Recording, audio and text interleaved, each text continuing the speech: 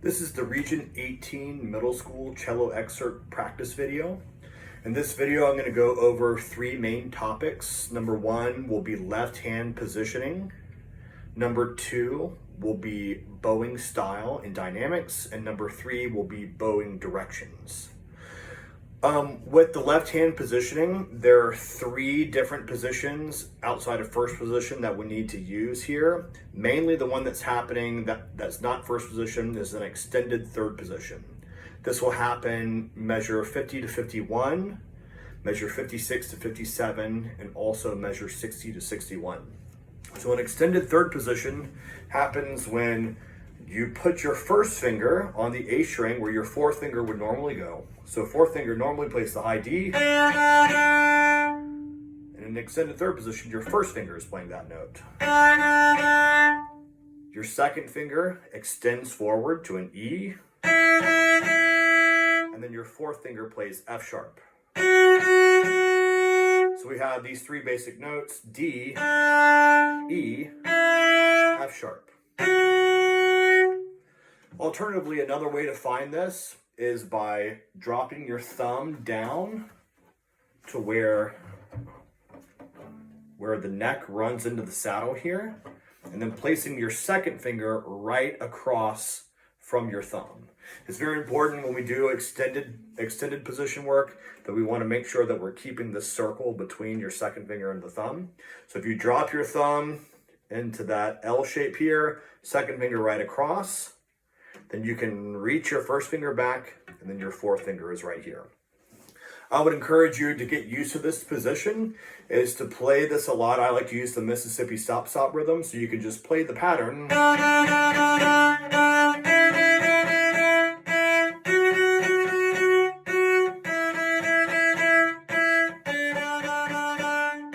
To get your hand used to maintaining that shape when we do this. One thing to watch out for when you get to measure 60 and 61, where we have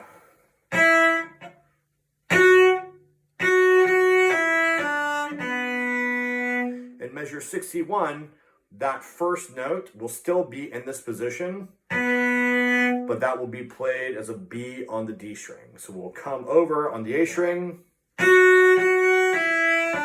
then cross to the B right here. But the hand position stays the same, still third position, still extended, making sure the thumb is behind the second finger and the first finger opens back here. The next position I want to talk about is fourth position, which happens in measure 62. So in measure 62, the way that I'm fingering this is at the very first note, I'm coming out of extended third position on the first note. During the rest, I then move up a half step into fourth position.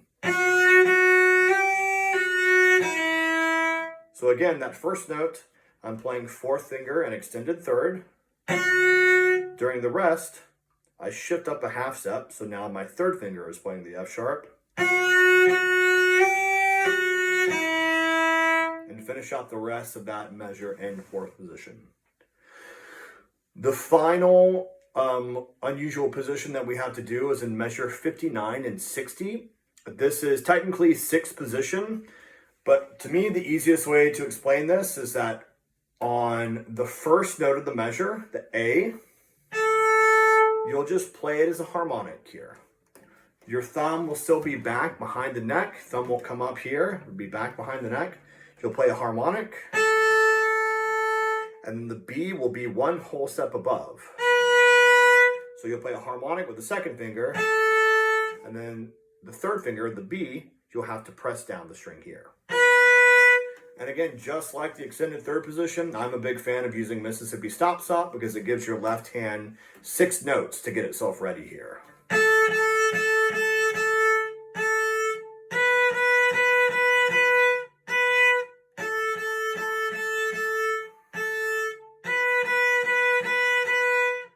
I encourage you to do that over and over again until you get that exact distance right between the A and the B. And eventually you'll be able to feel it, and you can kind of take a measurement of it as well. So you just kind of know it's about, for your hand, maybe it's about an inch, maybe it's about an inch and a half away, so you can get that there. You can also, there's no shame in taking a pencil. If you're just having trouble, take a pencil. Once you find that B, put a little pencil mark in your fingerboard. There's no rule saying you can't do that. So, I mean, it's an easy way to to practice that passage. So next, going to the bowing style, I'm thinking especially for measure 50, when you get to the cello soli, there's a lot of this is in 6/8, so there's a lot of things where you're slurring the entire beat, whether or not that is a quarter note slurred into an eighth note, or you've got 3 eighth notes that are slurred in one bow, or you've got a dotted quarter note that's then slurred into an eighth note. And all of these, I think it's important to make sure that the bow speed stays really consistent, so that if you're, let's say, using this much bow to play a quarter note slurred to an eighth note, 2/3 of the bow will be used for the quarter note, and the final third will be used for the eighth note, so that you get a nice smooth sound.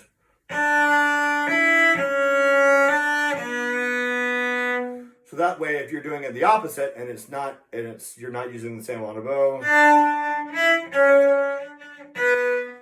you get kind of a jagged sound that doesn't work very well. So everything nice and smooth with the bow speed, not changing, not getting faster when you're playing eighth notes, not getting slower when you're playing quarter notes or dotted quarter notes. The final thing is with the bowing direction.